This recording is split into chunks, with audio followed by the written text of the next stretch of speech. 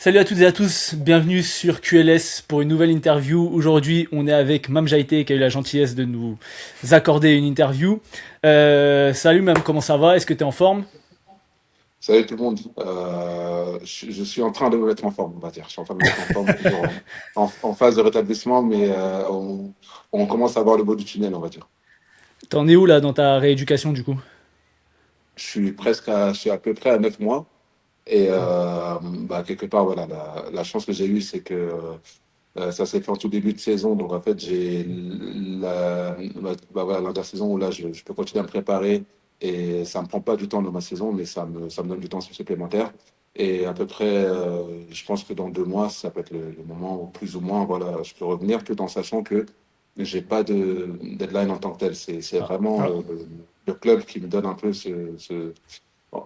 on va dire, voilà, j'ai la chance d'être dans un club où ils me disent on veut que tu reviennes une fois. Et en gros, ce que ça veut ouais. dire, c'est que malheureusement, on a pu voir un cas avec Jason Tatum qui était revenu de la réflexion d'Achille et il n'a Il pas pu faut en faire le dernier parler, match. c'est un Du sujet supporter de sensible. Boston. Il faut en parler. Bah, voilà, donc, du coup, on va pouvoir en reparler. Et c'est ce que je souhaite éviter, c'est vraiment pouvoir revenir en étant prêt une bonne fois pour toutes et quitte à prendre le temps que ce soit plus long. Voilà, je ne me suis mis aucun stress sur le timing et le but, c'est vraiment de revenir bien, quoi. À 100%. Ok, donc en gros, si on comprend bien, tu rateras quand même un petit peu le début de saison. Oui, logiquement, je devrais reprendre en début de saison. C'est-à-dire que je ne pense pas faire de la pré-saison, je pense reprendre en début de saison. Ouais. Maintenant, à quel moment, c'est quelque part, voilà, ça va dépendre de mon corps. Mais là, tu Forcément, cours, voilà. t'arrives à courir un peu ou pas encore? C'est ça. Je suis quand même au stade où je commence à courir, mais j'ai pas encore commencé tout ce qui va être, on va dire, sprint, euh, Ouais. sauter de manière, avec des gros impacts de manière explosive. Donc, Ouais. je saute Les légèrement. changements de direction. Mais Ouais. voilà, voilà, des gros changements de direction, pas encore. Donc, en fait, Mm. plus je suis en train de, disons que je suis en train de monter en En intensité et intensité. en impact, en charge sur ce que mon pied peut supporter au fur et à mesure. Mm. Et quelque part, on essaie d'aller à la limite de ce que mon corps peut permettre à chaque fois, du coup, au fur et à mesure, quoi. Ok. Alors on a fait le point sur la blessure, on va faire un peu de manière chronologique un peu sur ta carrière européenne, on va dire. Donc on va commencer à Bologne, sur votre saison Eurocup quand tu es arrivé à Bologne. Donc tu avais déjà fait des grosses saisons en Turquie, où je crois que tu étais meilleur rebondeur, tu avais été dans le meilleur Mm. 5, etc. Euh, à Bologne, vous gagnez l'Eurocup avant d'aller en Euroleague et tu es MVP de la saison en Eurocup. Comment tu as réussi à faire la passerelle entre MVP Eurocup et quand vous arrivez en Euroleague où il y a justement une différence de niveau, même si tu restes dans la même équipe et donc ton rôle reste plus ou moins le même, mais comment était l'adaptation au plus haut niveau européen? L'adaptation, elle n'a pas été évidente, objectivement. C'est-à-dire que je suis rentré dans l'équipe de Bologne où il y avait, entre guillemets, des gros noms avec moi. Et quelque part, j'étais pas forcément le joueur le plus attendu, en fait, au niveau du collectif. Donc, ça a fait que j'ai pu rentrer dans cet effectif de Bologne sans trop d'attente et de poids, on va dire, entre guillemets. Et je pense que ma deuxième année, en ayant été MVP au niveau de l'Eurocup, ça met tout de suite un peu plus d'attente et de choses autour de moi qui font que l'approche, elle a été un peu différente. Donc déjà, la marche, objectivement, elle est plus haute. Ensuite, voilà, en interne, il y a eu quelques petites, quelques petits soucis parce que à un moment donné, moi, j'ai voulu partir, en fait, pendant toute la saison. C'est des choses que les gens ne savent pas, forcément. Vas-y, hein, Moi, dis-nous, hein. voilà, c'est ça. C'est que moi, j'étais sur un départ sur une équipe où on me proposait un très gros contrat, en fait, c'était à l'époque, c'était au Zénith, en Ok. fait. Mm. Et moi, à un moment donné, j'ai parlé avec Pologne en leur disant que mon souhait, c'est soit d'être augmenté, en fait, par rapport aux attentes qu'ils avaient de moi et quelque part de me placer beaucoup d'attentes. S'ils me plaçaient beaucoup d'attentes, en même temps, il faut que le salaire il puisse suivre. Mm. Ou soit de me laisser partir. Et en fait, il y a eu un bras de fer. À un moment donné, j'étais sur le point de parler en fait médiatiquement, mais on m'a retenu de ça. Ouais. Et moi, je n'ai pas eu ce que je voulais. Je me suis senti coincé, donc je rentre dans ma saison avec une approche Un totalement mindset. différente entre les 2 années. C'est-à-dire que je commence ma première année en Eurocup où je suis content de rentrer dans l'effectif et de rentrer dans la saison. Et je commence ma deuxième saison où je me sens venir un peu forcer, bloquer, et quelque part, je n'ai pas réussi à avoir ce que je voulais. Bologne a fait aucun geste vers moi. Donc, c'est deux approches totalement différentes. Et on arrive dans une saison où c'est une année Euroleague, donc le niveau est plus haut, les attentes sont plus hautes. Cette fois-ci, je suis connu, respecté, donc c'est des choses différentes. Donc, ça joue énormément dans l'approche en fait, de la saison. Et pour moi, l'adaptation a été difficile. Ça a été une année où collectivement, on n'a pas été, on a été quand même plutôt bas de tableau en Vous Euroleague. commencez bien, non? C'est l'année où vous commencez très fort. Non, non, non, c'est l'année, Ah non, c'est non, la non, deuxième année, ça. c'est ça, c'est la deuxième année. Et on a fait toujours ventre mou, très proche des playoffs, ventre mou en fait. On a Mm. toujours été dans cet endroit-là à peu près. Ouais. Et j'ai eu des bons matchs, des moins bons matchs, des matchs pas bons. En fait, j'étais inconstant et ça a été vraiment une bonne prise d'expérience, on va dire, pour moi, entre guillemets, de me rendre compte de ce que c'est et de voir parce que je faisais de bien et de moins bien au fur et à mesure. Ok. Ok. Du coup, après cette première expérience enrichissante, en tout cas C'est ça. sur tout ça, tu débarques à Monaco. Donc, nouvelle équipe, nouveaux objectifs aussi, parce que quand même, avec l'effectif, là, tu visais pas le ventre mou. Comment ça s'est passé un peu ton intégration, ton adaptation et ce retour en France aussi? Donc, c'est sûr que c'est un cadre différent. Comment ça s'est passé pour toi? Là, c'est totalement différent parce que je suis vraiment content de Mm. revenir à Monaco. C'est sûr que, en fait, il y a pour moi, c'était une boucle qui a été bouclée dans le sens où, en fait, j'ai quitté la France par la petite porte, dans un moment où, en fait, je me retrouvais j'avais plus ma place, en fait, où j'entendais, en fait, énormément par-ci, par-là que j'avais peut-être pas le niveau même de la proie et que, c'était limite. Et du coup, j'ai quitté, c'était Limoges.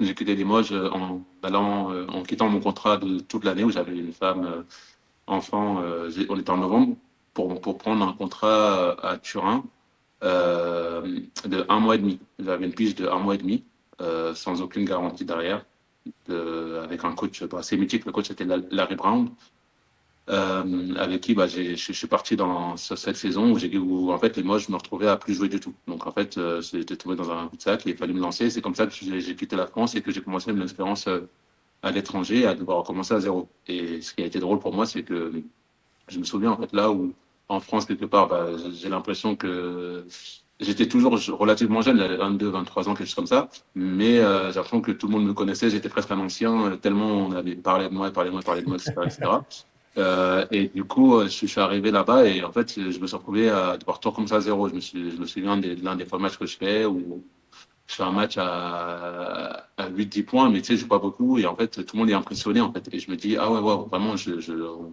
connaît pas du tout. Donc tant mieux, ça a été vraiment, pour moi, ça a été un peu une claque. Et je suis sorti par la petite porte à ce moment-là. Et avec des galères aussi personnelles bon, peut-être qu'on aura l'occasion de t'en reparler du coup à ce moment-là.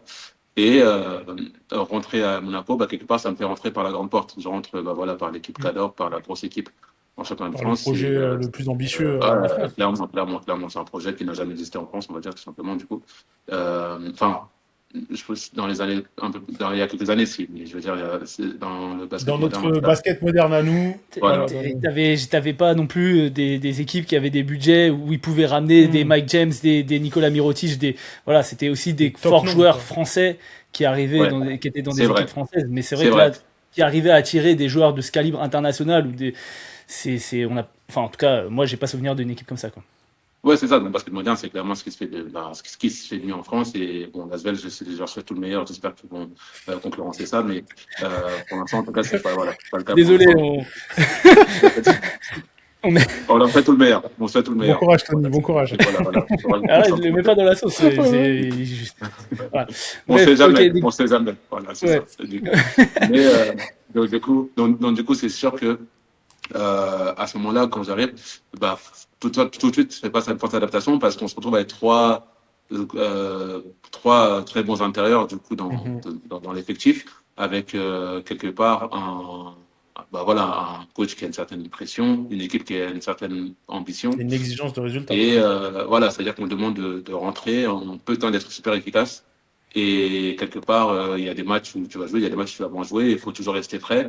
Et là, clairement, tu rentres dans ce que c'est que le haut niveau, c'est-à-dire que la confiance, personne ne va te la donner. Le fait d'être prêt tout le temps, c'est-à-dire que euh, tu sais pas si tu vas jouer ou jouer, en fait, tu sais même pas si tu vas commencer. Et moi, en fait, cette année, elle était aussi super riche pour moi parce qu'en fait, au fur et à mesure de la saison, je suis passé par plusieurs étapes. Je suis passé par l'étape de tu joues pas du tout, par des étapes où je suis sur le banc mais je rentre pas, des étapes où je commence les matchs, je suis titulaire et joue beaucoup, des étapes où je suis en rotation et je rentre une fois, je ressors une fois, je ressors une fois, des étapes où je rentre une seule fois dans le match et je rentre plus. Mais tout ça totalement un peu aléatoire. Où en fait, c'était match par match. Et ce qui est bien, c'est que par contre, ça m'a pris vraiment la constance quelque part. Ça m'a pris la constance de ce que moi je pouvais contrôler, de ce que moi je pouvais maîtriser, le travail et le fait de me forger ma confiance pour être prêt à chaque fois. Parce que en fait, c'est ce genre d'équipe, c'est un peu comme ça que ça se passe et ça a été vraiment une bonne expérience au final. Et je finis la chance, enfin, la fin elle est bien parce qu'on finit champion de France et en tout cas, je suis pivot majoritaire sur cette fin de saison et ça se finit très bien. Bah, je vais rebondir sur ce que tu as dit, c'était la question suivante, c'est justement sur la fin de saison, ton rôle a grandi. Donc si je me souviens bien, les pivots c'était Moteunas et Papayanis. Papayanis qui est sorti un peu de la rotation. Donta Hall, ma première Ah année, oui, il y avait c'était Donta Hall. Donta Hall, Ok. Donta Hall et Motezuma. C'est ma première année. Ouais, C'est ma c'est ça, première année. première année. Et c'était plutôt sur la deuxième année où vous faites finale Ouais. Euroleague. Et là, même sur la fin de la deuxième année, comme tu dis, t'es pivot titulaire En pro. en Pro A. Et sur la demi-finale face à l'Olympiakos, tu fais un match énorme. J'ai les stats, tu fais 11, enfin, oui, tu fais 11 points, 6 rebonds, 18 dévals face à l'Olympiakos, là où vous n'étiez pas favori. Vous accédez à la Ouais. première finale de l'histoire de Monaco. Euh, Comment tu t'es senti sur cette demi-finale? Quel était l'état d'esprit de l'équipe pour réussir à sortir? Alors, il y a eu un gros match d'Evan Fournier. C'est vrai que l'Olympiakos, vous Ouais. les avez 31, dominés de la tête et des épaules, quoi. 31 points, je crois, Ouais. Ivan, sur le Et match. toi, t'as été très bon. On te trouvait très bien sur le short roll. Mm. Soit tu avais ton petit flotteur, soit tu arrivais à trouver des passes sur les coupes lignes de fond. Avec Ouais. Jared Blossomgame, par exemple, qui est un très bon coupeur ligne de fond dans le dunker spot et Ouais, tout. ouais. Quel était l'état d'esprit à l'approche de ce Final Four? Bah, forcément, beaucoup de tension, voilà, le stress, on le sent. Et il faut trouver le moyen. Là, c'est vraiment, en fait, chacun a sa voie, sa solution pour réussir à dompter un peu ça parce qu'il y est, la tension, la pression, on le sent. Franchement, on est dedans. Par contre, c'est magnifique parce que tu sais que là, tout le basket modèle est en train de te regarder et sur toi. Mm. Le match, il passe trop vite. En fait, tu as l'impression que tu clignes des yeux, on est au quatrième carton. C'est quand même impressionnant. Par contre, il faut très vite en fait faire les choses qui vont te rassurer, te mettre en confiance sur ta zone pour pouvoir lancer ton match en fait, parce que le plus dur c'est le lancement. Et moi, voilà, quelque part de l'intérieur, je l'ai vécu en fait avec je crois, un premier panier que je rate. Et je me dis, il faut que je puisse me rassurer absolument. Et ce qui a été décisif pour moi, c'est que l'action d'après, je suis contre Milutinov et j'ai un post-up et j'arrive à marquer mon post-up dessus. Et en fait, Ouais, ça me lance totalement dans le match. Et le match, en fait, il devient facile à ce moment-là. Et clairement, je pense que cette action, je la mets pas. C'est un match totalement différent pour moi, en tout cas, mm. sur la scène. Après, euh, une fois qu'on est dedans, ouais, c'est vraiment un kiff incroyable. On se rend même pas compte, tu sais. En fait, moi, je me suis rendu compte, c'est à la fin du match, par le nombre de messages et de soutien et des gens autour, à gauche, à droite, qui t'envoient des messages, que tu te rends compte du match que tu as fait et qu'on a gagné du match que tu as fait. Et du coup, pour moi, ça reste un souvenir forcément gravé, même si voilà, on ne remporte pas la finale derrière. Mais je sais que voilà, on arrive en finale et que j'ai été l'un des artisans en fait qui a réussi à faire un gros match. Clairement. Ouais, Quand clairement, hein, l'équipe était favorite, l'équipe a été favorite. En fait, clairement, ils étaient favoris et on les sort. Mais comme vous avez dit, en fait, on les sort avec la manière.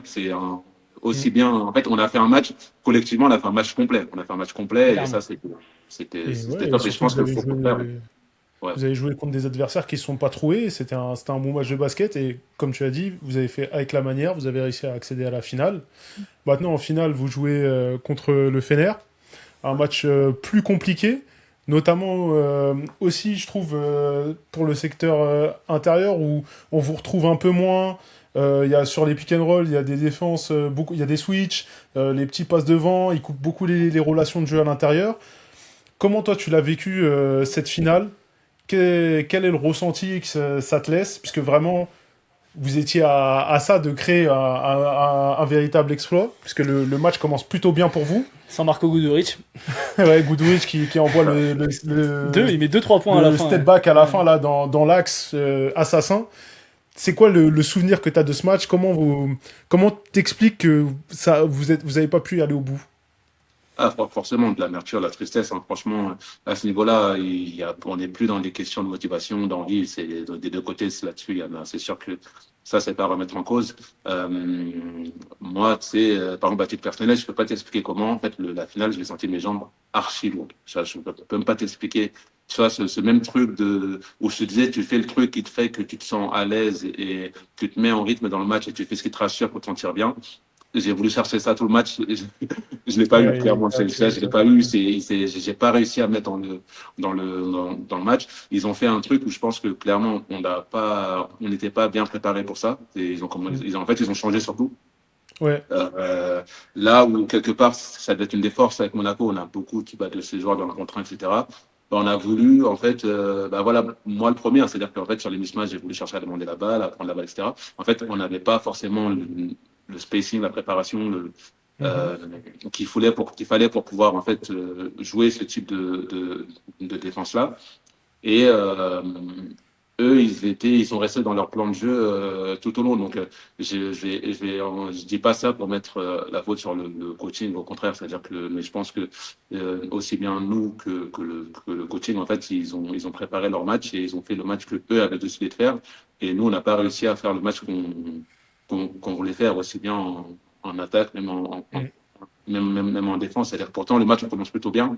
Mais Oui, il y a un c'est ça, le moment où, match en il fait, commence plutôt bien avec c'est des ça gros qui est dommage. paniers.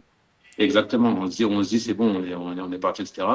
Et je pense il nous est vraiment passé sous le doigt et se sonner, pardon. Et en fait, à un moment donné, là, il y a que c'est ça, de la tristesse maintenant. J'irai pas jusqu'à dire des regrets parce que c'est le sport quelque part. En fait, il y a toujours une équipe qui va gagner à la fin. Si on veut revenir en arrière, on aurait changé des choses, oui, mais on a préparé au mieux. Je pense que l'envie, la motivation y était.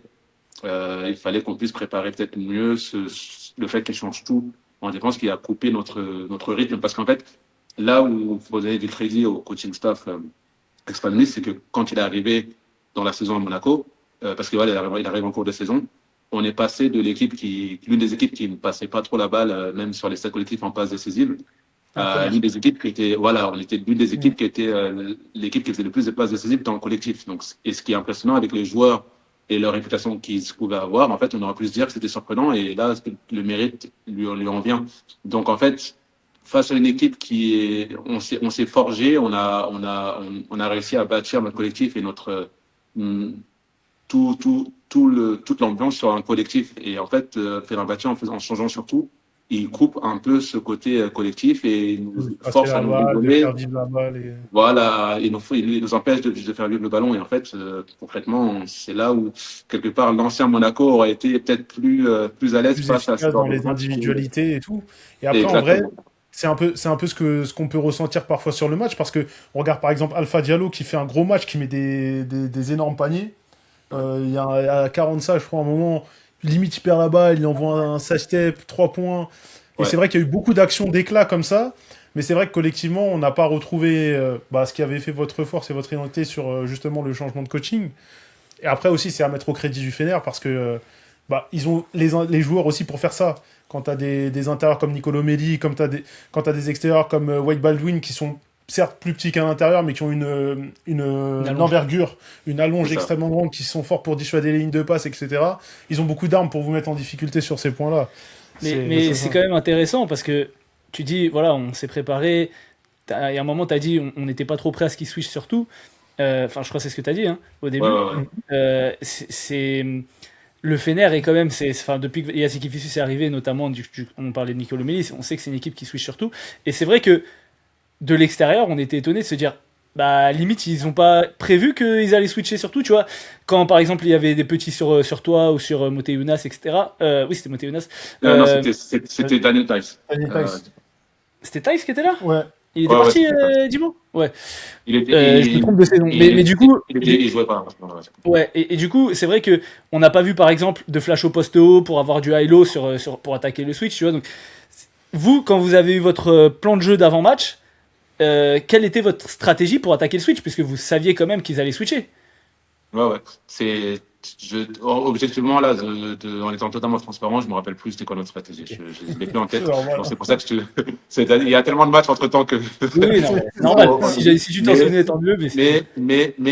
c'est vrai que enfin, j'ai souvenir que peut-être on l'a mentionné, mais on n'a pas forcément fait un focus dessus parce que, en fait, on a déjà joué contre des équipes qui switchaient et ça n'a jamais été quelque chose qui nous a freiné tant que ça à ce point-là, en fait. Et en fait, dès le début, et généralement, les équipes, elles switchent un peu elles ont une défense, elles commencent avec une défense et ensuite, elles switchent ensuite, quand leur défense marche plus, elles commencent à switcher pour chercher d'autres solutions. Mais c'était l'une des premières fois, où on joue vraiment contre une équipe qui, dès la première seconde, en fait, ils ont commencé à switcher dès le début, tout au long. Et en fait, nous, on n'a même pas eu le temps de se mettre en fait en rythme ou quoi que ce soit en fait. Et les plusieurs matchs en fait où les équipes switch, ça nous ralentit pas forcément. Donc en fait, ça n'a jamais été un quelque part en fait malheureusement en fait ça a été la seule fois, mais le pire moment où en fait on a calé face au À switch. trouver les. Et Ouais. il y a quelque chose qui est quand même pour moi, c'est révélateur et je sais que les coachs, ils n'aiment pas en dire ça, mais même les commentateurs, les spécialistes n'aiment pas dire ça, mais on reste une équipe offensive. C'est-à-dire que et il y a beaucoup, on va dire que le discours répandu, c'est de dire que la défense, elle dicte l'attaque quand on défend bien en rythme, en attaque, ça roule tout seul. Enfin, moi, j'étais convaincu de l'inverse. C'est-à-dire qu'à Monaco, et même je pense que de manière générale, les équipes talentueuses, enfin, en fait, quand il y a beaucoup de joueurs talentueux comme ça, bah, quand en attaque, ils sont bien, bah, c'est l'attaque qui va dicter la défense. Et que quand on attaque, ils vont être bien et que ça se passe bien, bah, généralement, après, la défense, elle suit toute seule. Et c'est rare le cas inverse. C'est rare que ça commence par des grosses défenses et qu'ensuite l'attaque Ouais. suive. Et on a besoin de cette attaque, de cette fluidité en attaque pour se trouver de la fraîcheur ensuite en défense. Enfin, Mm. c'est ce que je pense, c'est ce que je pensais de mon en tout cas. Surtout, ouais, comme Mm. tu dis, avec des joueurs forts attaquants. Mm. Les stars de vos équipes étaient des forts attaquants où il y avait des soldats et tout, mais voilà, Mike James et Eli Okobo, c'est les premiers qui me viennent en tête, hein, mais c'est des joueurs qui ont besoin d'être en rythme en attaque pour avoir l'envie de défendre derrière Ouais, de l'autre côté. C'est sûr que C'est c'est ça. pas Jared Blossom Game ou Alpha Diallo qui avaient besoin de se mettre en rythme en attaque. Tu savais qu'ils allaient Mm. défendre fort, Machu aussi. C'est ça. Mm. Et, C'est ça. Donc, ouais, dommage.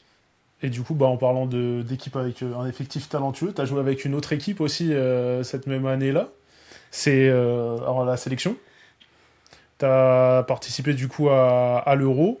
Il y a eu un contexte un peu particulier avec bah, les forfaits enfin, des joueurs certains joueurs NBA qui sont pas venus, les forfaits de Poirier, Mathias Le Sort. Mathias Le Sort, Moussa Diabaté qui était réserviste et qui a favorisé du coup, Enfin, qui était cut et après ouais, qui a pas voulu qui a pas revenir. voulu revenir après le dernier cut.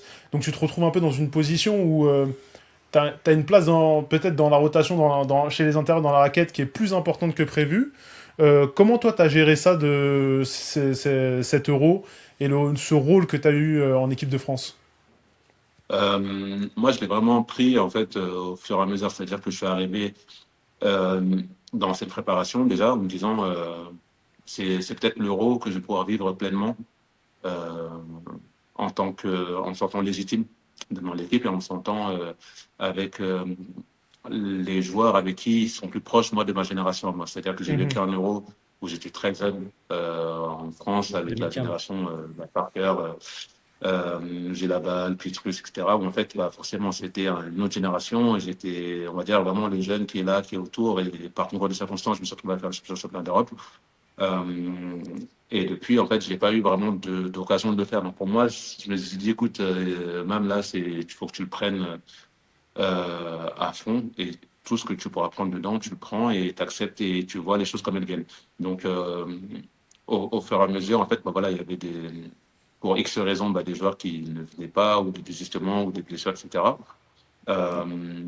Moi, ça changeait pas, en fait, ni mon mood, ni ce que je pensais, ni ce pourquoi j'étais là. C'est-à-dire que moi, en fait, je voulais, bah, quelque part, j'ai pris ça comme une récompense de mes saisons d'Euroleague et que c'était le moment parfait pour moi pour pouvoir, bah, quelque part, défendre ma place à ce moment-là. Et au fur et à mesure, ça s'est bien passé, où j'ai eu un rôle qui était plutôt clair, plutôt défini. Et j'ai pu bah, aider l'équipe du mieux possible, en fait, tout au long. Après, c'est sûr que bah, des fois, tu te retrouves seul et tu sais que bah, quelque part, toi, t'as pas le droit de faire deux fautes. Pardon, tu vois, t'as pas le droit de passer à côté parce que tu sais que quelque part, bah, on s'invente pas à poste 5 en fait. Enfin, et du coup, si C'est toi, vrai. t'es pas là du tout, bah, tu déséquilibres en fait l'équilibre, enfin, l'équilibre et l'équipe, du coup. Et quelque part, tu dis, bon, bah écoute, je vais encore plus faire attention et être sûr d'être présent et que je puisse être quelqu'un sur qui on se pose pas de question de est-ce qu'il va être bon, pas être bon, présent, pas présent, truc, et moi, que je sois présent tout le temps. Et bah voilà, j'étais responsabilisé et j'essaie de répondre le mieux possible à ça. Et c'est vrai que déjà, vous partiez qu'à 2 postes 5, ce qui est Pas beaucoup. n'arrive pas normalement, surtout avec maintenant, c'est une génération où Le en nombre termes de de postes poste 5, 5, c'est ça. tu vois Il y a que ça. Maxime Reynaud qui est en train d'arriver, enfin bref, c'est une folie. C'est ça. Mais donc, et face à la Pologne, il y a Alexar qui devient forfait pour toute la compétition, Ouais. donc tu te retrouves vraiment Changer. seul intérieur pour jouer la fin de la phase de poule et le match éliminatoire face à la Géorgie. Ce match, justement, tu le joues contre un ancien coéquipier à toi, Toko Shengelia, qui fait un match exceptionnel, qui fait 24 points, 8 rebonds, je crois. Alors, bon, on parlera peut-être d'un autre joueur de la Géorgie après, mais quand vous êtes arrivé, en plus, la veille, il y avait la Finlande qui avait sorti la Serbie, vous deviez croiser avec ces équipes-là. Dans quel état d'esprit vous êtes arrivé pour ce match-là? Parce qu'on a eu l'impression, alors indépendamment du manque d'adresse qu'il y a eu sur ce match-là, mais que vous êtes fait rentrer dedans, vraiment, vraiment, le début de match de Toko Shengelia, en l'occurrence, est exceptionnel, par exemple. Bah, c'est ça, en fait. Bah, j'ai le souvenir, en fait, par contre, là, je me souviens comme si c'était hier, par contre, mais la défaite, quand la Serbie perd, en fait, tu sais, on a un groupe où il y a tous les joueurs qui sont dessus. Et clairement, en fait, là, on s'envoie tous des messages en se disant, voilà, il faut que ça nous serve de leçon, il faut qu'on sache que voilà, les surprises, ça peut se passer, etc. Et que nous, ça ne doit pas nous arriver demain. On sait que quelque part, sur le papier, on est favori, mais il faut pas s'en tenir à ça. Et il faut que tout le monde se prépare, donc bien se prépare et fait tout ce qu'il a à faire pour être prêt. C'était vraiment le mot d'ordre, en fait, la veille. Donc, on a, on a été prévenus et on s'est prévenus nous-mêmes. Donc ça, c'était vraiment forcément Freddy Photo, il en rajoute une couche, il nous a tous, enfin les mots, et en tout cas, il a dit ce qu'il devait dire. Maintenant, est-ce que c'est passé, est-ce que c'est entendu à 100%? Voilà, la question, bah, quelque part, on le voit que sur le terrain. Et malheureusement, non. Que clairement, on a vu une équipe qui était prête et une équipe qui était moins prête et on a couru derrière le score tout au long. Enfin, tout au long, on a couru derrière le score. On s'est dit, on s'est dit qu'on va peut-être revenir, repasser devant à un moment donné, tôt ou tard, et jusqu'à, bah, finalement, on n'est jamais repassé devant, on n'est jamais remonté au score. À chaque fois qu'on avait l'impression qu'on allait revenir, bah, en fait, non. Enfin, du coup, concrètement, on a couru derrière tout au long. Et bah, je me souviens, tu vois, ça c'est une petite anecdote, mais qui s'est passée dans le match, c'est qu'en fait, à un moment donné, moi, je défendais sur Pitace, du coup. Ouais. Mais je vois que Sengele est en train bah, quelque part, c'est lui qui est en train de faire le match, enfin, il est en train de faire un match énorme. Et Mm. vers le troisième quart-temps, en fait, enfin, moi, je vois le match, et Sengele, c'est un gars avec qui moi j'ai joué, en fait, à Ouais. Pologne. Donc, moi, je le connais Ouais. très bien. Enfin, je connais ses moves, enfin, je connais très bien. Donc, en fait, c'est moi qui, sur un temps mort, je dis, écoute, c'est moi qui défends sur le, enfin, je dis à Fautou, mais devant tout le monde, c'est-à-dire que je dis, écoute, c'est moi qui défends sur Sengele. Et du coup, l'autre qui sera sur le terrain avec moi, il défend sur Butatsé, quoi, en fait. Et Mm. du coup, moi, enfin, j'étais dans une situation où, en fait, où là, c'est quelque chose qui nous a bien aidé. Enfin, parce qu'à un moment donné, où Shengelia, bah, le connaissant, il a essayé plusieurs fois quelque part de m'attaquer à distance, etc. Mais j'ai pu l'arrêter quelques fois. Mais à refaire, je sais que j'aurais proposé de faire ça plus tôt, dès la première mi-temps, en Mm. fait, avant enfin, quelque part, qu'il Ouais, il prenne prenne chaud, en son fait, rythme. j'aurais proposé de faire ça plus tôt parce que bah, c'est un joueur que moi, enfin, en ayant joué Que tu as connu, toute donc cette tu année, j'ai t'entraînes, tu connu par connais cœur les préférences, les voilà, spots. c'est même quelqu'un qui m'a même donné deux, trois astuces, même comment faire en attaque, enfin, il m'a donné des conseils, ça reste un joueur exceptionnel. Mais Ouais. du coup, bah, forcément, j'étais mieux placé peut-être pour pouvoir le défendre sur lui. Du coup. Mais alors, moi j'ai une question. Aujourd'hui, j'ai pas la réponse. Qu'est-ce que vous lui avez dit à Kamar Baldwin pour qu'il joue à ce niveau-là? On l'a suivi la saison à Basconia, c'était un meneur honnête d'Euroleague. Le gars, il est arrivé. Et dans l'équipe, il y avait quand même Sylvain Francisco, Théo Malédon, qui sur la saison d'Euroleague le regarde même pas dans les yeux. C'est ça. Il nous a désossé.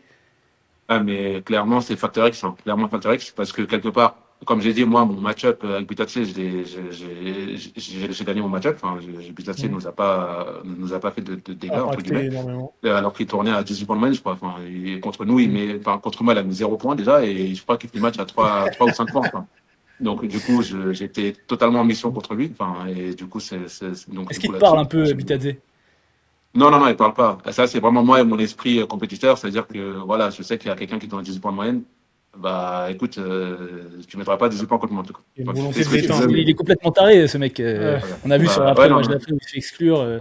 C'était une équipe Ouais, ouais, non, du particulière. coup, contre nous, du coup, là, en fait, beaucoup de ces choses-là se passent au début de match, en fait. C'est-à-dire que, vous voyez, je vous expliquais un peu sur ma demi-finale contre l'Olympiakos. En fait, il y a un panier que je mets, ça me lance un peu sur le match. Bitace, je me souviens, en fait, première attaque, il a voulu prendre la balle, me faire un post-up, il a raté. Il a voulu faire un autre tir, il a raté. Et je savais que depuis ce match-là, il allait attendre de Passer trouver un un peu à truc côté. facile. En fait, il cherchait un truc facile, il n'a pas eu de truc facile, donc en fait, il n'a pas pu se lancer. Et par contre, à contrario, Baldwin, il a commencé en mettant un ou deux lay-ups en fait dans le match, Ouais. au début du match, et ça a été en fait l'élément déclencheur en fait, et il a été facteur X clairement, c'est-à-dire que il a été facteur X, c'était pas prévu, et c'est lui quelque part qui fait que la Georgie gagne, parce que Shengelia qui fasse des gros Non, non, mais matchs, clairement. c'est moins surprenant, c'est-à-dire qu'on s'y attend, et puis c'est moins surprenant, c'est plus prévisible. Mais lui qui s'y rajoute, bah, clairement, ça a tout changé.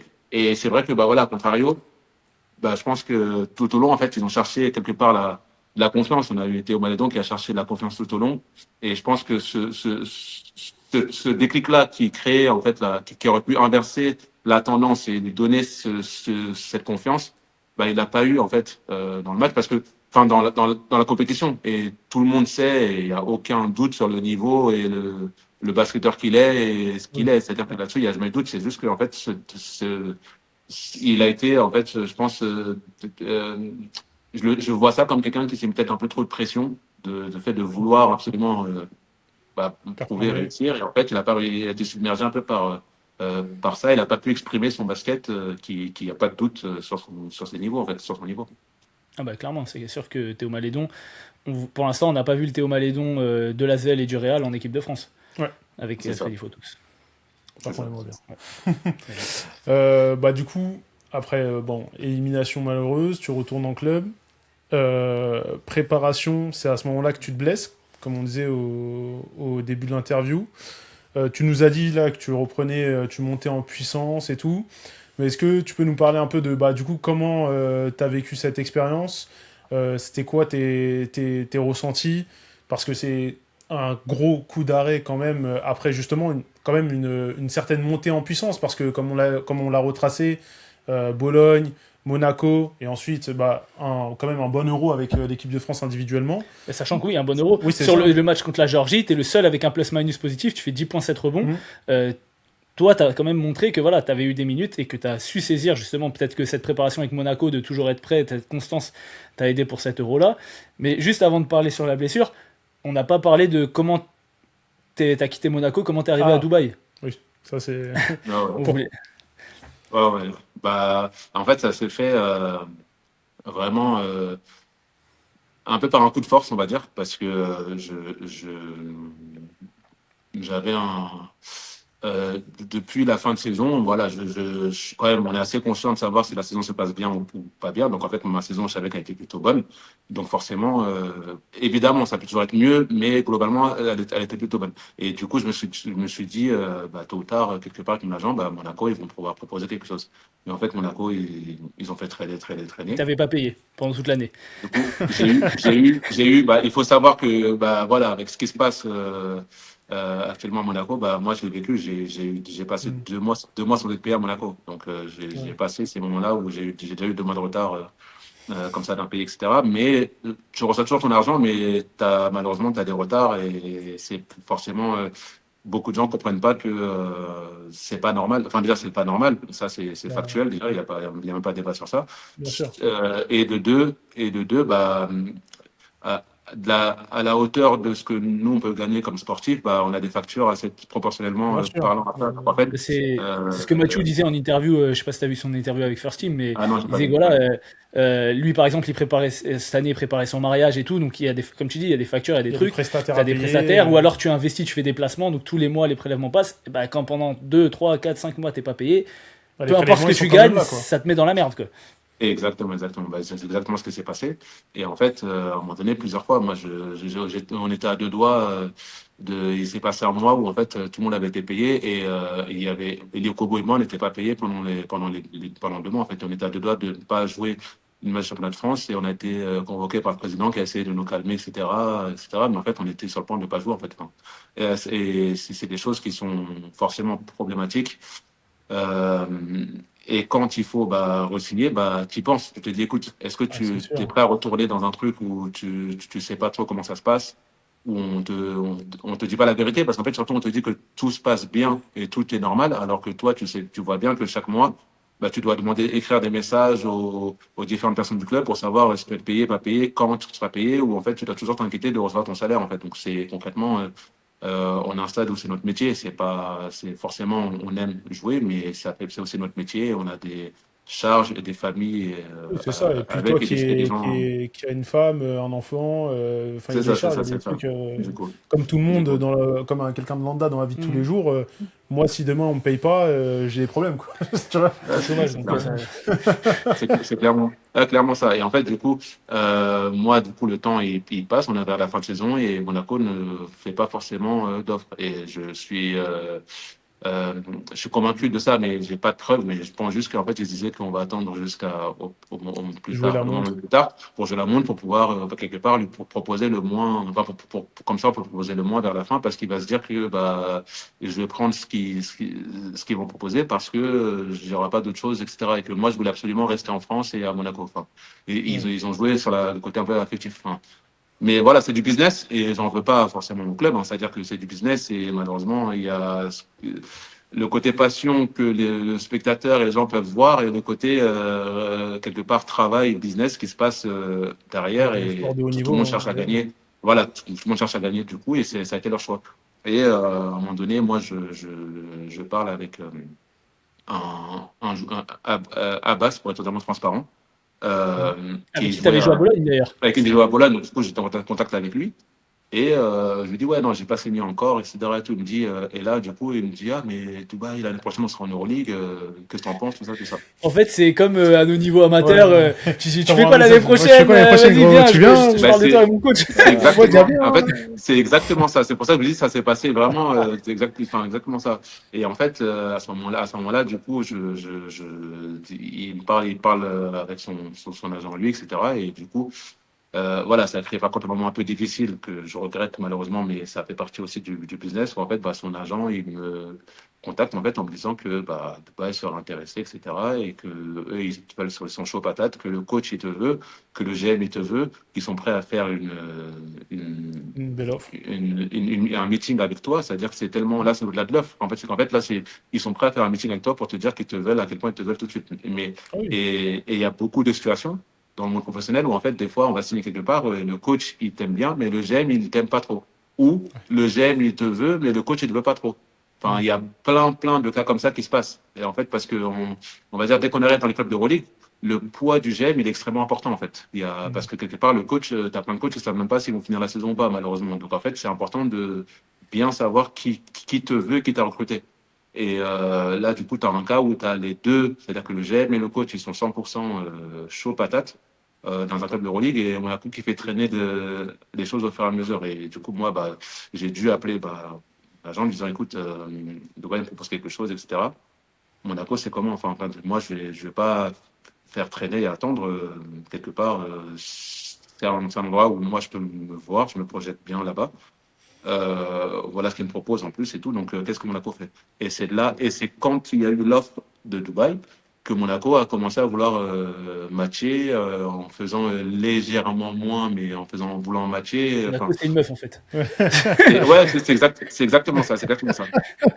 Et en fait, à un moment donné, je leur ai dit, écoutez, la différence, c'est que là, moi, j'ai 31 ans. Enfin, il faut qu'on puisse être clair. Enfin, est-ce que vous voulez, pas voulez? En fait, déjà, le fait qu'ils me veulent, c'était pas si clair que ça. C'est-à-dire Ouais. que j'avais un club qui était chaud patate et un club qui traînait des Ça pieds. te fait Enfin, chier. la Peut-être première chose, que c'était ça. ça les faisait chier de te perdre, mais c'est pas en mode all-in, oh, trop bien, on va rajouter on a confiance en toi pour la suite et tout. C'est peut-être la peur de pas pouvoir remplacer ton apport. Non, c'est ça. Et après, il faut savoir aussi que bah, à Monaco, j'avais toujours été, entre guillemets, le troisième intérieur, entre guillemets. J'ai toujours, en fait, Mm. réussi on va dire, à inverser la tendance. Et ça, pour moi, c'est une fierté parce que ça, personne ne pourra m'enlever. Mais à chaque année, j'ai été pris un peu comme le troisième intérieur et la saison se finit et je finis comme le premier intérieur chaque saison. En fait, enfin, c'est ça qui a été un petit peu drôle. Mais, quelque part, c'est ce dont il parlait, de vouloir faire en plus encore. Alors que là, on me proposait d'être bah, le premier intérieur. Du coup, c'était l'idée de base. Donc, en fait, les contextes étaient vraiment différents. Et je leur ai expliqué, en plus, ben, voilà, j'ai une situation en fait, où j'ai pas d'impôt en fait, à payer en plus en étant à Dubaï. Là Pas où à à Monaco non Monaco, plus, non? en fait, c'est une idée qui est fausse, en fait, qui est généralement mal interprétée par les gens. C'est que Mm. nous, en tant que joueurs français, on paye des impôts comme si, en fait, que je joue à Paris ou à Monaco, je paye le même type d'impôts. Ouais, il y a une C'est-à-dire qu'en convention fait, fiscale entre les deux. les gens, exactement, il y a une Effectivement. convention fiscale. Et les gens, en fait, beaucoup de gens pensent qu'à Monaco, en fait, les Français ne payent pas d'impôts. Ouais. C'est les Français, Les les joueurs Américains étrangers payent peut-être, mais pas les Français. les joueurs étrangers, mais que les non-américains. C'est-à-dire que les Français et les Américains, ils payent Mm. des impôts pareils à Monaco qu'à Paris ou Ok, que n'importe où ailleurs. Mais les intéressant. étrangers, c'est-à-dire que les pays de l'Est, etc., non, les pays de l'Est ou les Africains ne payent pas d'impôts. Mais Ok. moi, dans le cas, en fait, je payais les impôts. Enfin, donc ça, et forcément, ça change énormément de choses, du coup, là-dessus également. Et j'ai un club qui me veut. J'ai un club qui me veut, j'ai un coach qui me veut, j'ai un GN qui me veut, j'ai un projet où je suis dans le projet en fait à 100% et il y a pas, on ne fait pas attendre en fait. Là où Monaco en fait, ça faisait plusieurs mois qu'on nous attend et ils se réveillent Ouais. au moment où Dubaï est bien et en fait ils cherchent à matcher mais ils sont frileux etc. Donc là le choix il a été fait et c'est comme ça que c'était pendant les demi-finales de playoff où là, Mhm. moi, bah, écoute, j'aurais dit que, écoutez, je vais m'engager avec Dubaï, mais T'as par fait contre, tes films, ouais. la personne que je suis, le joueur que je suis, moi, j'ai envie de finir ici avec un trophée, donc je vais donner tout ce que je peux donner et je vais pas tricher parce que bah, j'ai envie de finir par la grande porte. Mon but, c'est de finir. Il y a un travail qu'on a commencé, il faut le finir, il faut aller jusqu'au bout. Et même si je suis que l'année prochaine, je vais finir jusqu'à la fin. Et voilà, droit dans les yeux, discussion a été faite et c'était très clair. Voilà. Comme ils ont fait cette année en gros. Ouais. Mais C'est ça. et Ok. t'as eu d'autres offres d'autres clubs à part Dubaï? C'est-à-dire, il y avait d'autres équipes qui étaient au stade de l'intérêt. C'est-à-dire qu'en fait, on se disait, on attend de voir, on attend de voir qu'est-ce qu'on va faire, mais très intéressé, mais on attend de savoir parce que, en gros, si je résume, je pense que j'étais pas le premier choix dans la liste des postes Ouais. 5 à chaque fois. En fait, Mhm. il faut savoir que c'était l'été où il y avait Militinov qui était sur le marché, qui a Ouais. re-signé dans Olympiakos. Mhm. Et beaucoup de choses dépendaient grosso modo de lui où il allait partir pour ensuite faire un peu un jeu de chaises musicales derrière. En fait, Oui, ça allait. c'est un peu le jeu des dominos qu'on a pu observer Exactement. cet été avec Comme LeBron NBA. sur le poste des Ouais, comme ailiers. NBA. Ouais. C'est comme NBA. Ouais, C'est le même ouais. principe. C'est le même principe. Et en fait, il faut le savoir. Et moi, voilà, j'ai pas cet ego mal placé ou autre. Je suis conscient, il n'y a pas de problème. Du coup, enfin, j'attendais ça. Mais les équipes qui étaient, je savais déjà 4-5 potentiellement équipes où il Mhm. y avait Il y a de l'intérêt. des très fortes chances que ça puisse se faire et que ça se serait. Enfin, j'aurais pas de doute que j'aurais eu une de ces 4-5 Ouais. Tu serais retombé sans sur tes problème. pattes quoi qu'il arrive, quoi. Si c'était un départ de Monaco ou pas, tu aurais forcément trouvé quelque chose, quoi.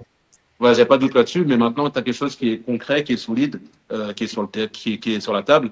Un endroit où une ville et une vie que moi qui me plaît. Donc concrètement, pourquoi et qui plaît à ma famille aussi, c'est-à-dire que donc à partir de là, pourquoi attendre plus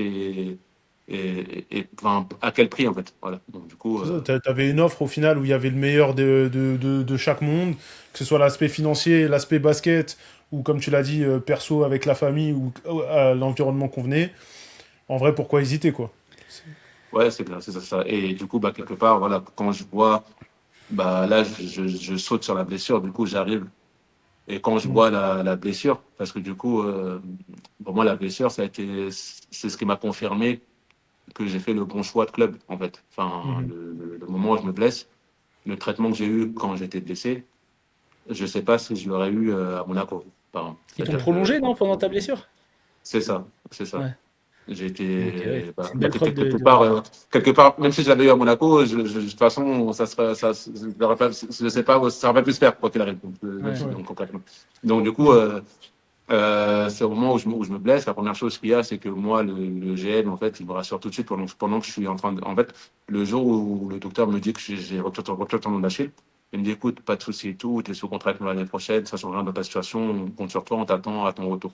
Enfin, quand tu as ton GM qui vient de parler tout de suite comme ça, C'est sûr que mentalement, ça dans ton esprit, tu es quand même un peu serein. assuré. Après, voilà, enfin, c'est sûr que voilà, quand la blessure elle arrive, il y a trop de choses en fait qui moi je me dis en fait enfin en fait j'avais un trop plein de trop de choses en fait enfin, quand je me blesse je me dis bah, quelque part il y a eu l'équipe de France Monaco en fait il y a eu beaucoup de choses Tu as émotionnellement fortes accumulé les beaucoup de matchs. éliminations etc.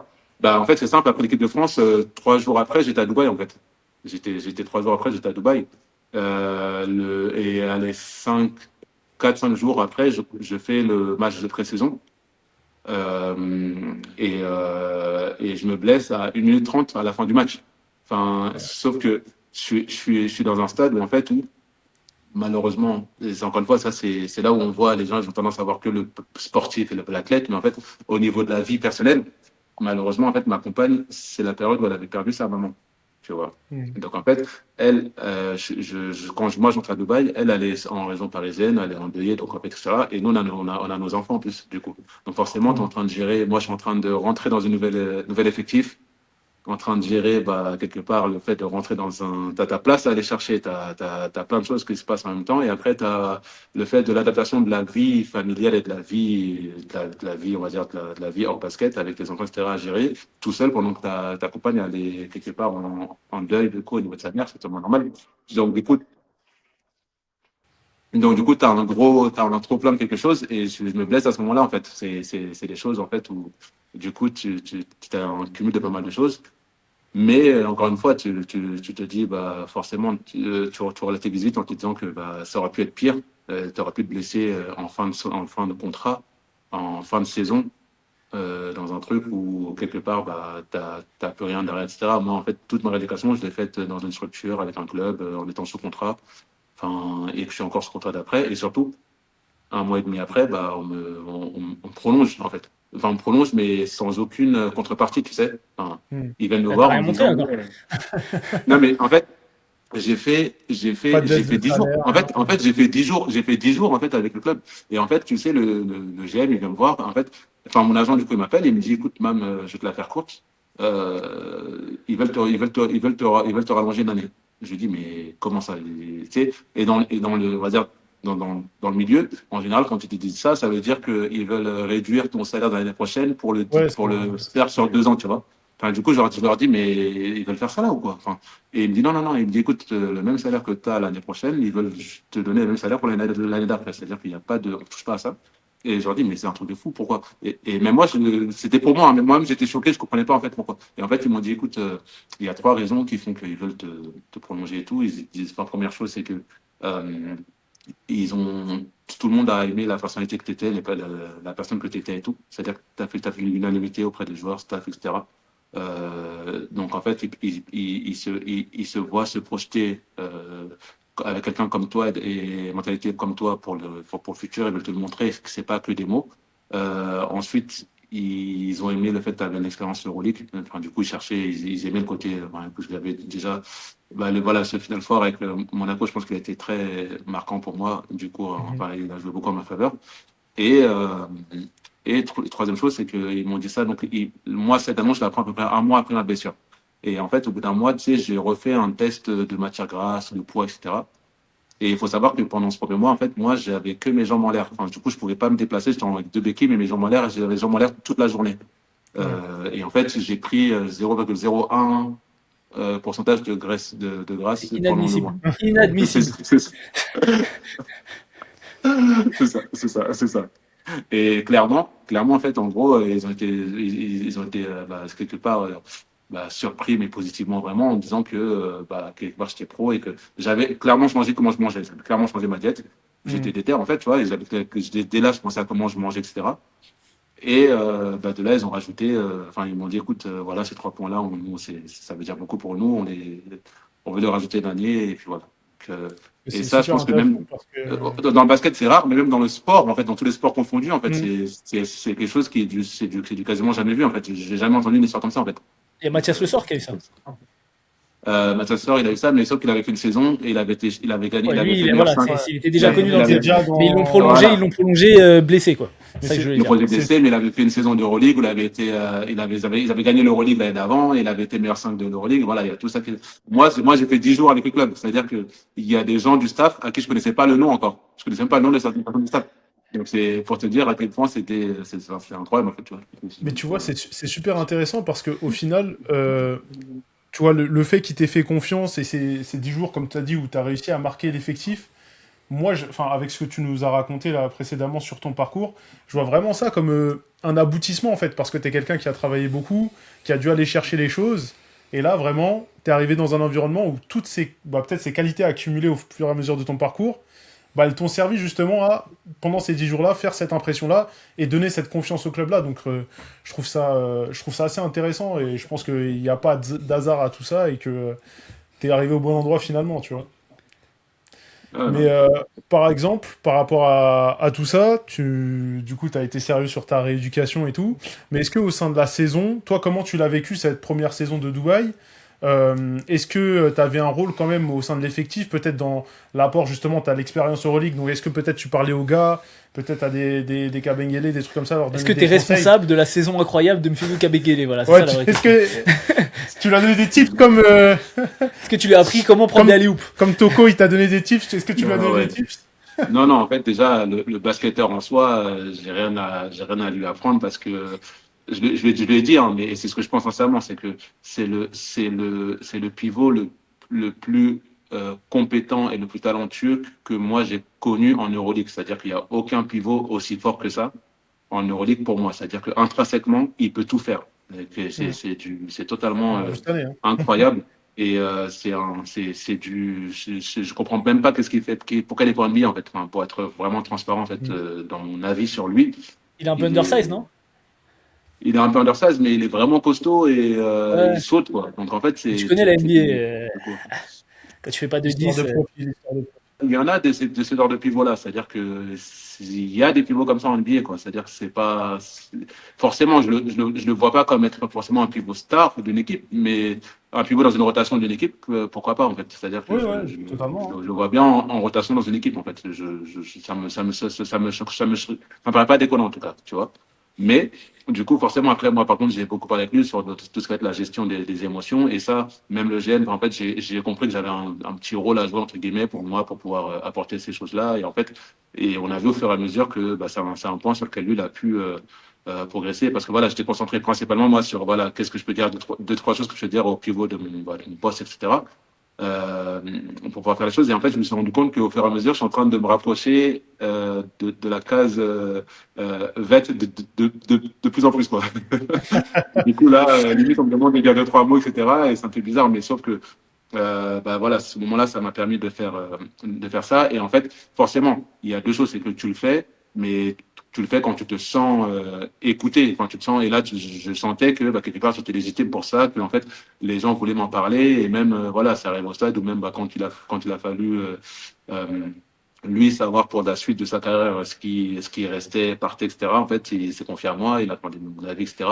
Et voilà, ça fait plaisir de savoir que tu as une certaine reconnaissance de la part des autres joueurs, etc. Après, moi-même, forcément, quand tu es d'extérieur comme ça te pose beaucoup de questions. Première question que tu te poses, tu te dis, est-ce que tu vas revenir au niveau où tu étais?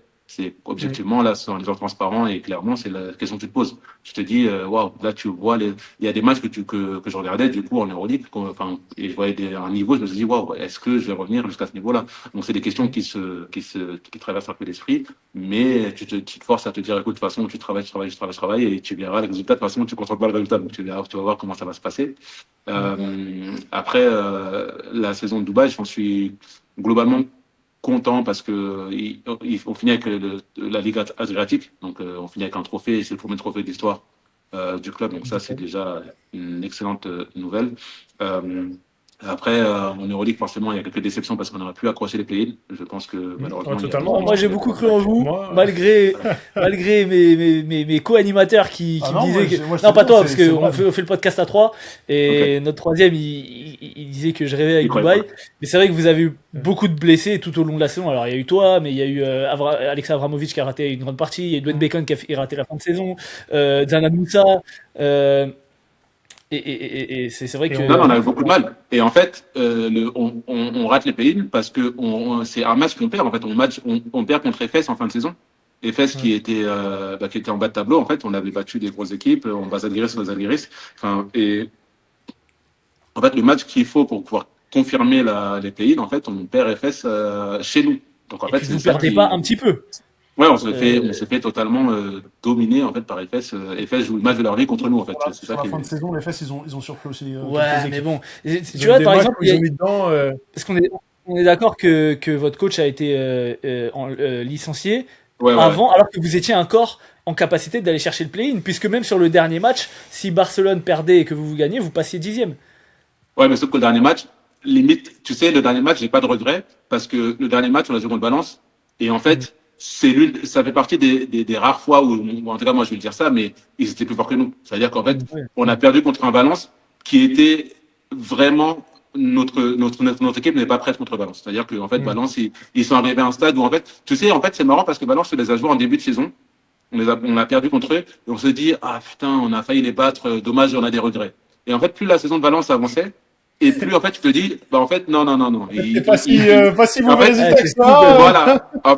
Ils sont pas si faibles que ça. Et au contraire, en fait, ils ont un jeu tellement différent. Et comme ils avaient pas encore, bon, pour l'instant, Montero, c'était pas le Montero que maintenant tout le monde Ouais. connaît. En fait, on était encore dans le début on pense que c'est une équipe qui fait des belles surprises contre truc. Mais en fait, C'est des étaient coups super forts. d'éclat. Ils étaient super forts, en fait, Valence. Et du coup, Mm. en fin de saison, par contre, on était au courant de quelle équipe était quelle équipe.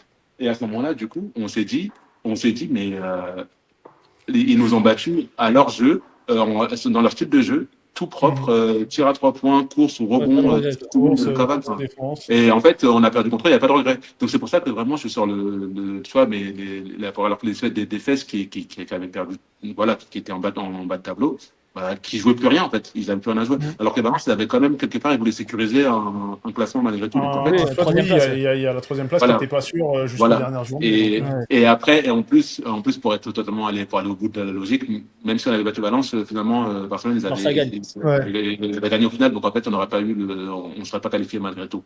Donc, Ouais. voilà, c'est un peu dommage. Mais par contre, c'est ça que j'ai aimé, c'est qu'en fait, cette première année, tu vois l'ajustement du club, au fur et à mesure. Tu vois qu'ils se sont adaptés au fur et à mesure. Et ce qui est bien, c'est que, voilà, là-bas, c'est vraiment différent dans le sens où, dès qu'il y a un problème ou autre, ça va très vite. Ils s'adaptent très vite, au moindre problème. Il y a de l'adaptation et l'année prochaine, on sait que ça va être vraiment bien. Ils sont vraiment adaptés, quoi. Du coup, encore plus. Vas-y sur le recrutement. Bah ouais, du coup, là, on tourne un peu sur l'année prochaine. Il y a quand même un petit recrutement sympa. Tu vas retrouver deux potes à toi, on va dire, avec Ellie, avec... Peut-être trois. Je sais pas si t'as envoyé un message à Toko. euh, Il y a des rumeurs. Il y a des rumeurs. En tout cas, vous avez signé Mamadi Diakité, donc je sais pas Mamadi- est-ce que ça enlève la rumeur Toko Shengelia, mais en tout cas, bon, il y a au moins Mais Elio là, au Kobo moins, et sur le Jarod papier, Blossom. Jarrod Blossom, Elio Kobo, Diakité, c'est quand même des renforts non négligeables. Toi, comment tu vois la saison prochaine, justement, avec ce renfort? Bah, déjà, ça montre l'ambition du club, hein. Clairement, le président du club, là, il a fait passer le message. L'année prochaine, il veut aller au Final Four. En fait, concrètement, le Final Four se passe à Abu Dhabi. Donc, nous, on est Mhm. C'est Dubaï. acté ça? Forcément, c'est ce qui se dit. Enfin, c'est ce qui se dit. Je Parce sais que pas moi si c'est j'avais acté vu par contre. Valence, donc c'est ce qui se dit fortement. Ok. Maintenant, je ne sais pas si ça va changer avec les conflits ou pas. En tout cas, c'est peut-être, si ça change, ça sera forcément lié au conflit ou autre. En tout cas, mais en tout cas, ça parle beaucoup d'Abu Dhabi et le but de notre président, c'est d'envoyer un message entre guillemets à toute l'Euroleague en fait, pour dire que voilà, Dubaï n'est pas là pour faire figuration. Et d'où le recrutement, voilà, qui cherche à faire. C'est dommage parce que, enfin non, c'est dommage pour nous en tant que club, mais très content pour lui alors, on avait signé Alpha Diallo aussi, Ouais. qui était Et... du coup qui devait nous rejoindre et Ah, c'était qui fait du coup. Ok. ouais, c'était Intéressant. fait. À son plus grand bonheur, du coup, et très content pour lui, bah, il se retrouve Oh, à NBA, vivre son rêve. dans une très bonne équipe, C'est- hein. c'est- Il rejoint pas sans manquer de respect Exactement, Sacramento ou... exactement. Est-ce que le pivot avec qui il va jouer sera meilleur que Mfioudou Kabengele ou même Jaïté? À voir. Il y a débat, il y a débat, il y a débat, il y a débat, il y a débat, c'est pas sûr. Mais du coup, ouais, non, du coup, franchement, là-dessus, c'est dommage parce que forcément, c'est un joueur difficilement remplaçable et trouver quelque chose, quelqu'un qui est l'équivalent, bah, c'est quasiment impossible, je pense. Du coup, donc ça va nous, Mm. forcément, ça enlève quand même une certaine dimension. Mais là, voilà, on se renforce dans les domaines ou dans des secteurs où on en avait besoin. Shengelia, bon, c'est quasiment fait. Hein. Je Ah! dirais, Ah, Ah là là, on a des exclus en plus. vous voyez les choses, c'est quasiment fait. Mais Donc, il va avoir des ouais, départs alors, parce que là, vous aviez c'est quand ça, même c'est une ce qui va se raquette. passer. Bah, en fait, c'est simple, c'est qu'en fait, ma blessure en début de saison l'année dernière leur a créé une volonté de dire ils veulent que l'équipe ils préfèrent que l'équipe soit avec trop de joueurs ouais. que pas assez de joueurs, quitte à ce qu'il y ait des frustrations de pas jouer, que moins de jouer par exemple de jeu. Après, voilà, maintenant, entre la théorie et le concret, on va voir comment ça va se passer. Mais leur idée, c'est vraiment qu'on soit surchargé, en fait. Au cas Mm. où, s'il y a des blessés, il y aura toujours quelqu'un. Mais malheureusement, s'il n'y a pas de blessés, ça va être De toute façon, compliqué. tu le La vois, gestion. même les top équipes, Pana et tout, Olympiakos, le troisième pivot, c'est Eric Jones. Donc c'est ce que C'est tu dis, ça, tu vois, vous exactement. construisez une équipe Du Final Four. calibre C'est Final ça. Four. Exactement. C'est vraiment le but. Et en fait, du coup, là-dessus, ils veulent pas. Voilà, c'est-à-dire qu'ils étaient. Bah, quelque part, ils ont voulu prendre Francisco, ça s'est pas fait. Ils ont Mhm. voulu prendre. Ils ont voulu rajouter Shane Larkin, ça s'est pas fait. Ils étaient sur Matt James, ça s'est pas fait. Et Donc c'est je serais pas surpris qu'ils rajoutent quelqu'un. En fait, du coup, s'ils ont essayé les trois et que les trois ça s'est pas fait, bah ils vont continuer à essayer en fait. Enfin, Ouais. je vois pas pourquoi ils vont s'arrêter. Et ça veut dire qu'ils veulent rajouter quelqu'un encore en plus et un gros calibre quoi en plus dans le jeu. Donc en fait, ça montre juste que ils ont des ambitions. Maintenant, voilà, c'est vraiment leur choix, c'est un parti pris. Ils ont décidé d'avoir un effectif pléthorique en fait qui est en fait trop de joueurs et qui peuvent ouais, passer maintenant. Voilà, c'est leur choix, c'est leur choix. Je peux pas me permettre de donner trop mon avis là-dessus, mais c'est Bah, leur c'est choix. un choix. Après, c'est un choix qui a été fait par c'est un choix ambitieux. beaucoup d'équipes d'Euroleague aujourd'hui. Quand on regarde l'effectif du Pana aujourd'hui, quand on voit l'Olympiakos qui rajoute sur les postes extérieurs deux top joueurs avec Cody Miller, McIntyre et Montero, alors qu'ils viennent de gagner l'Euroleague, tu vois, tu sais que quand même, aujourd'hui, les équipes qui visent le sommet, Mais de toute façon, toutes les équipes ils du surchargent, quoi. top 5, top 6, même la Poel Tel Aviv l'année dernière, quand ils ont rejoint l'Euroleague, ils ont fait un recrutement où voilà, t'étais Ouais. triplé sur tous les postes. Mais C'est ça. là, donc j'ai vu, je crois, Bruno Caboclo part, si je ne me Ouais, trompe pas. Ouais. c'est ça. Kamenias reste. Camenias, pour l'instant, il n'y a pas de nouvelles dessus, donc Voilà. Donc ça veut il dire que vous, dans la raquette, vous aurez Philippe Petrousev, Kabengele, toi, Mamadi Diakité, Jared Blossom Game, Toko Shengelia. Ah bah oui, là vous êtes triplé sur tous les postes. Ouais. et David Bertens encore. Oui, qui Ouais, est un Bertens, 4 ouais. qui peut jouer 3 on C'est va Bah, ça, tu dire. peux le c'est retituer ça, encore comparé c'est ça, aux c'est autres. ça, c'est ça. Bah, plus maintenant, plus maintenant, il peut bouger trois maintenant. Ah, il a plus le cadre. Oui, mais je veux dire, voilà, bah, en effet, il va falloir se bagarrer pour les minutes. Ouais. C'est ça, c'est ça. C'est-à-dire que les minutes, ça va être compliqué. Et en fait, après, tout le monde le sait, tout le monde est averti. Et quelque part, ça va être difficile, en fait, les minutes. Après, c'est pour ça, moi, quelque part, je suis content d'avoir vécu une expérience avec Monaco déjà, où, bah, quelque part, j'ai vécu toutes les positions. Donc, en fait, moi, que je joue pas, que je joue beaucoup ou que je joue peu, je vais aborder les choses de la même manière. Et, bah, les matchs où tu joues peu, bah, écoute, tu mets ton ego un peu de côté et tu charbonnes, tu travailles et tu es prêt pour quand tu vas travailler, enfin, quand tu auras ta chance pour pas la perdre à ce moment-là. Arrêtez. Maintenant, je sais que bah, forcément, il y aura des gens qui vont réussir à gérer ça correctement, des gens qui vont moins bien gérer. Et c'est le but d'une saison. Après, quelque part, il faut que ça puisse créer Après, une position positive entre nous, on va dire. après aussi, une des tâches, gérer tout ça, c'est aussi une tâche du coach. Parce que vous avez aussi, du coup, changé de coach. Un nouveau coach. À notre grand plaisir, parce que on porte pas Sekulic dans notre cœur, enfin moi personnellement. Ah Mais ouais? après, voilà, tu vas pas, c'est ton ancien coach, voilà. Mais oui, vas-y sur Xavi Pascual. Ouais. Non, mais après, bah, du coup, tu sais, c'est surprenant parce qu'en fait, on avait un. Du coup, moi, j'ai vu ça de l'extérieur, donc je jouais pas, donc vraiment, je peux dire ce que moi j'ai vu de l'extérieur, c'est qu'en fait, on avait un premier coach avec tous les matchs où, en fait, les rapports étaient tendus, en fait, avec tout le Hmm. monde. Ok. Et en fait, c'est lui qui est arrivé, et en fait, ça a créé, en fait, l'effet inverse, où lui, en fait, tout le monde s'entendait bien avec lui. Ouais. C'est pas quelqu'un qui est frontal avec les joueurs. C'est quelqu'un qui est toujours un peu positif, qui va pas rentrer trop dans les joueurs en fait. Donc en fait, ça crée vraiment un opposé en fait. Un cadre un peu plus Et, sain, peut-être. et, et grosso modo, ça fait que peut-être qu'il manquait de fermeté en fait dans un effectif concrètement. Mais euh, en- par rapport à la fin de saison, bah, c'est quelque chose qui a bien passé à la fin parce que chacun savait son rôle et chacun se tenait à son rôle sans devoir avoir besoin de rappel de quelque part de rôle, etc. Parce que bon, voilà, tout le monde sait maintenant qu'en Euroleague, le plus important, c'est même pas forcément de coacher les joueurs. Les joueurs, ils ont leur niveau de jeu et ils savent jouer au basket. Enfin, le plus important, c'est ce côté management, de C'est réussir le management qui est très important. Et exactement. justement, là, bah, du coup, comme on l'a dit, vous récupérez Xavi Pascual qui était au Barça, plus jeune coach à avoir gagné l'Euroleague. Est-ce que tu as eu des prises de contact avec lui? Est-ce il t'a expliqué un peu ce qu'il attendait de toi ou comment il voyait ta réintégration dans le groupe? Et j'ajoute un dernier truc. Est-ce que quand tu voulais aller au Zénith, quand tu étais à Bologne, parce qu'il coachait le Zénith, est-ce que c'était lui à ce moment-là? Voilà, j'ai affaire à des experts de. Ok, là, je vois le Ah, niveau. t'inquiète Là, pas. je vois le niveau. Ouais, sur J'apprécie. la bio Insta du truc, il y a marqué meilleur podcast Euroleague FR. Je vois le niveau, du coup, et la pertinence de comment ça cogite, du coup, bah, voilà, Ah, bah, du coup, merci, j'ai ça fait tout compris. plaisir. Donc, voilà, donc ça, bah, voilà, c'était lui le coach. Donc, en fait, pour moi, en fait, comme je vous ai dit, même par rapport à l'étape de Monaco, et quand Dubaï voulait de moi, de savoir que le coach, il te veut, que j'aime, il te veut, c'est forcément, c'est un signe en tant que joueur d'y aller. Enfin, moi, du coup, quand je sais que c'est Xavi Pascual qui vient, bah, je sais qu'il y a 3 ans plus tôt, bah, c'est le coach qui voulait moi, qui voulait me signer à Dubaï dans son équipe. Donc, je sais que pour moi, c'est quand même positif.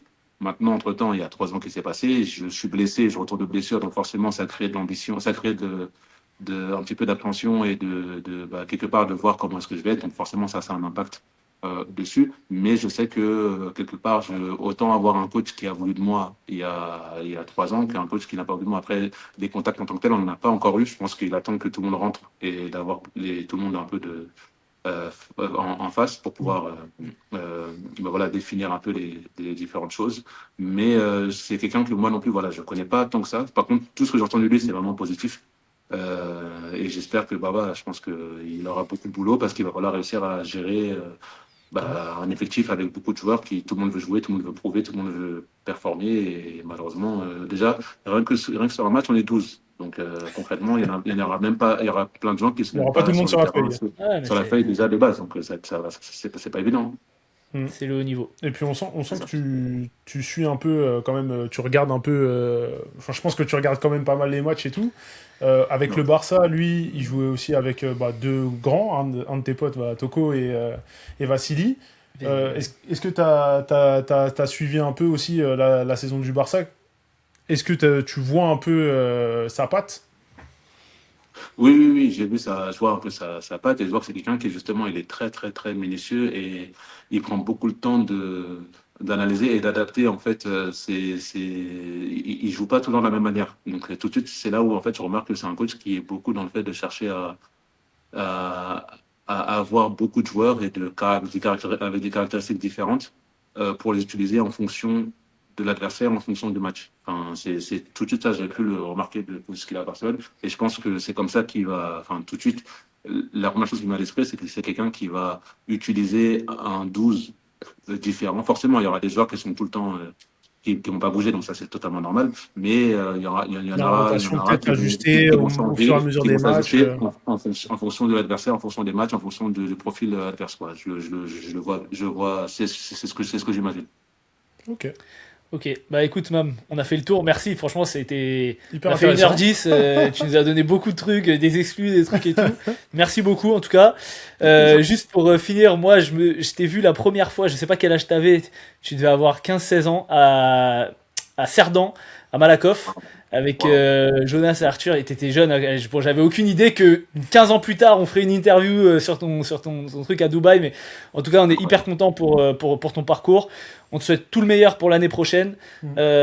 Et moi, bon, je suis supporter du Paris Basket, mais j'espère que Dubaï va faire quand même une grosse saison la saison prochaine, parce que vous avez Merci. quand même pas mal de joueurs qu'on aime beaucoup. On n'a pas parlé de Philippe Petrousev, mais moi je trouve que c'est un joueur Ouais. qui est exceptionnel aussi. Je confirme. Et donc, on vous souhaite vraiment le meilleur. Ouais, Bah, merci. on rassure les. Parce que certains de nos auditeurs pensent que Ozan est financé par Dubaï. Il n'est pas financé. Voilà. Pas Ne vous inquiétez encore. pas encore. Peut-être. Pas encore. Si le GM nous aime bien, nous aussi, il peut nous. On peut C'est dire ça, des c'est bonnes ça. choses dessus. On va discuter en interne. On va discuter en Ok, ça interne. marche. On En tout passe en cas, DM. Ouais, mais en non, tout non, cas, en tout cas, merci, merci à vous pour le temps. C'est vraiment cool. Et quelque part, ça fait même le fait de reparler du passé, ça te refait moi, même pas te remémorer un peu des choses que t'as un peu vécues. Et c'était vraiment, vraiment sympa. Du coup, merci à bah, vous. c'est cool. Bah, merci pour tout. Merci Merci. beaucoup.